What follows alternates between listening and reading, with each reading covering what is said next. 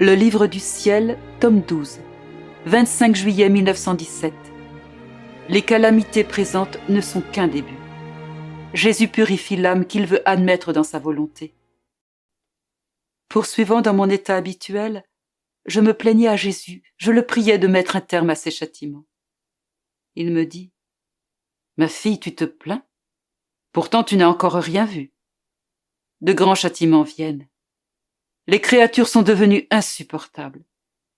Sous les châtiments, elles se rebellent davantage plutôt que de reconnaître que c'est ma main qui frappe. Il ne me reste pas d'autre recours que de les exterminer. Ainsi je pourrais enlever toutes ces vies qui infestent la terre et tuent les générations montantes. N'attends donc pas la fin des maux, mais plutôt d'autres encore pires. Il n'y aura aucune partie de la terre qui ne sera inondée de sang. »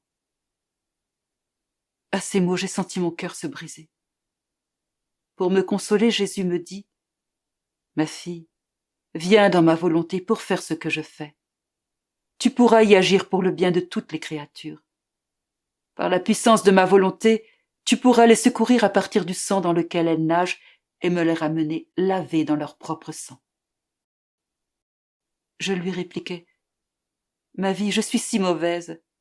Comment puis-je faire cela ? » Il poursuivit : « Tu dois savoir que l'acte le plus sublime et le plus héroïque qu'une âme puisse accomplir est de vivre et d'agir dans ma volonté.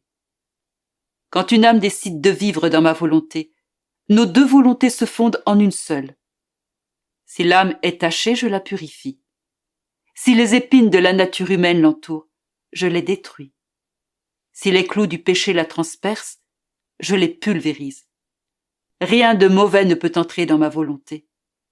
Tous mes attributs investissent l'âme et changent sa faiblesse en force, son ignorance en sagesse, sa misère en richesse, etc. Chez les autres âmes, il y a toujours quelque chose qui reste de soi, mais cette âme toute dépouillée d'elle-même, je la remplis entièrement de moi.